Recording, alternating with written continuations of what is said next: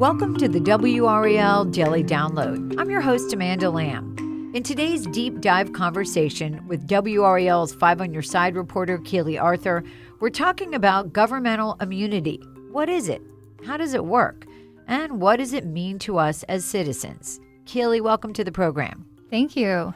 Okay, so it sounds like something I might understand, but let's start by defining it so everybody can understand it. Yeah, and I think it's this thing that kind of hangs over everyone's head, but we just don't know it really exists. So it's called governmental immunity.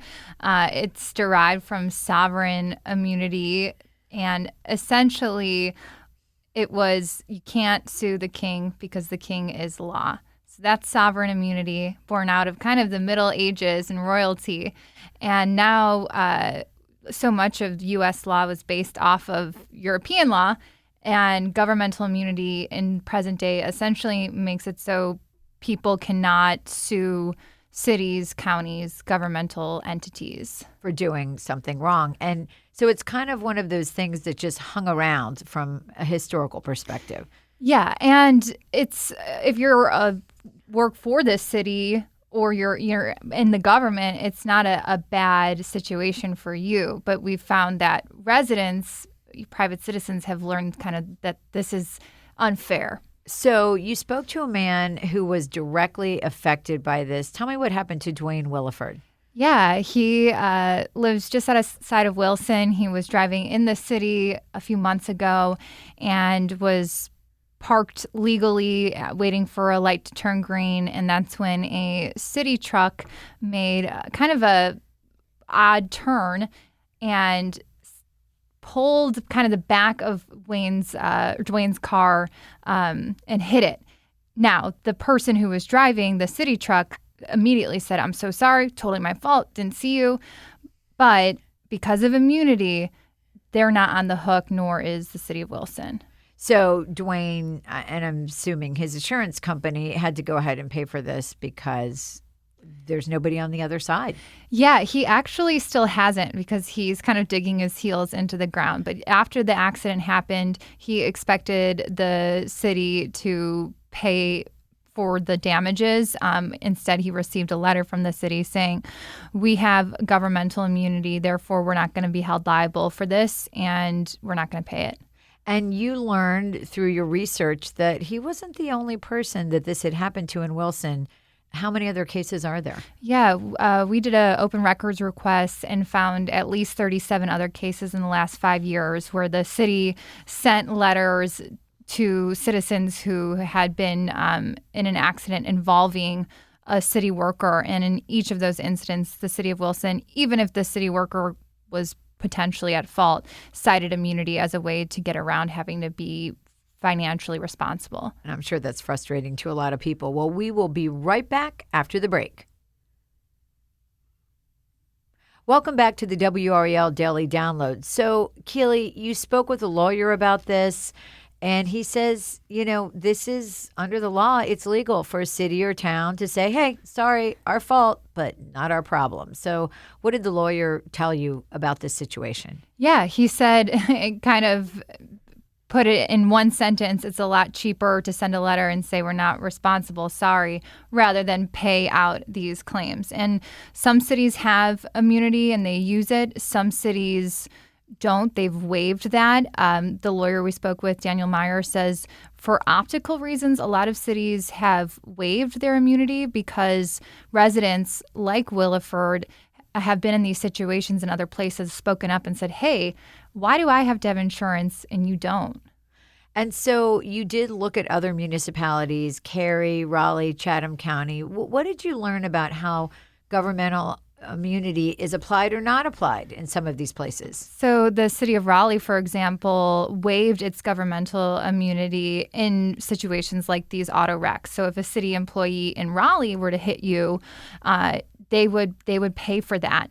Other places like Cary say, no, we maintain our immunity.